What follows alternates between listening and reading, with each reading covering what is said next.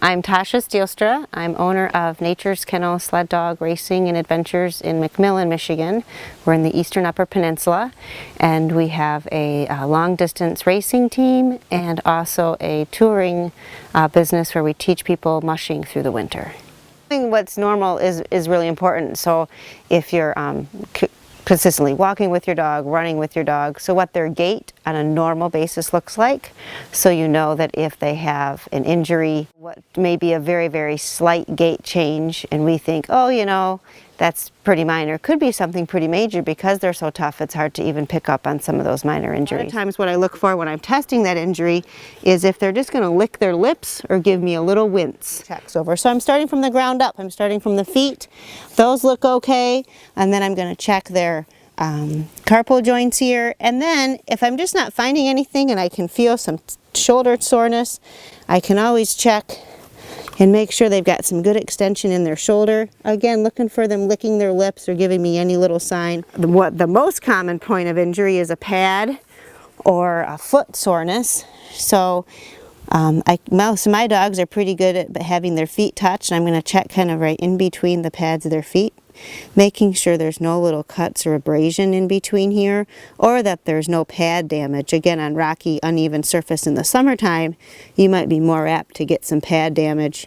Always being really careful. The nice thing about the North Country Trail is not much of it's on asphalt at all, but we want to keep dogs in the summertime off of asphalt or really hot surfaces. That'd be like us walking barefoot.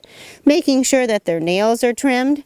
You don't need them too short, but we'd want to be sure that your dog's nails are properly trimmed, because that can, if the nails are too long, they're going to push up and cause some damage on there as well.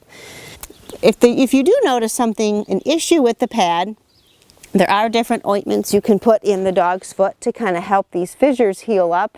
Desitin works really great. So preventative is the best.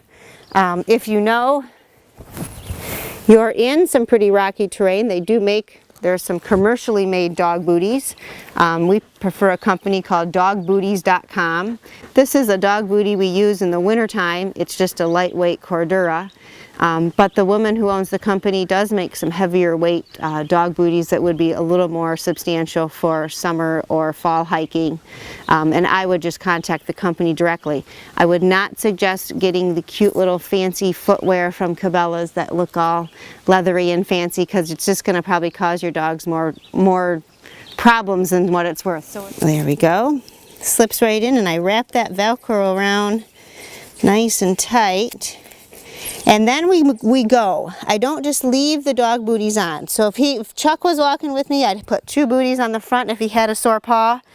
And then as soon as we stopped, I would take both of them off, because this Velcro can constrict blood flow here, and we don't want the paw to be swelling up. So I never have the dogs wear the dog booties if they're just resting. So they can only release heat in 2 ways. One is by panting, and the other is through the bottom of their feet. So unless your dog has an injury, I wouldn't recommend wearing dog booties, because they do need those pads exposed. Long distance travel with the dogs where nutrition is really important. My kind of philosophy is feed your dog the best dog food you can afford, because especially hiking and you're carrying food, it's good. You're going to have to carry less food if you're feeding them a very high fat, high protein diet, and you're going to have less waste to clean up. And so we happen to feed Royal Canin dog food. But there's a lot of different brands and different choices out there. We can also check for hydration, just a quick little check, because when you're hiking, making sure your dog's getting enough water and fluid in is pretty important. I can kind of just grip the back of their neck here, of their scruff, and that snaps back pretty quick. I know my dog is pretty well hydrated, and her skin is nice and elastic and snaps right back. If you've done a hike all day long and your dog just hasn't been near a lot of water, and their gums feel a little sticky, their nose is a little dry, we need to make sure your dog's getting well hydrated in the summertime as well. If you're having trouble with your dog wanting to drink plain water, you can put a few, we call bait the water, put a little canned food in with the water, or some tuna fish in with the water.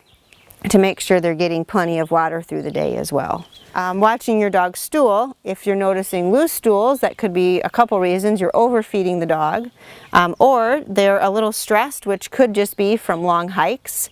I always find feeding a little bit less if your dog has loose stool is pretty helpful in curbing some of that.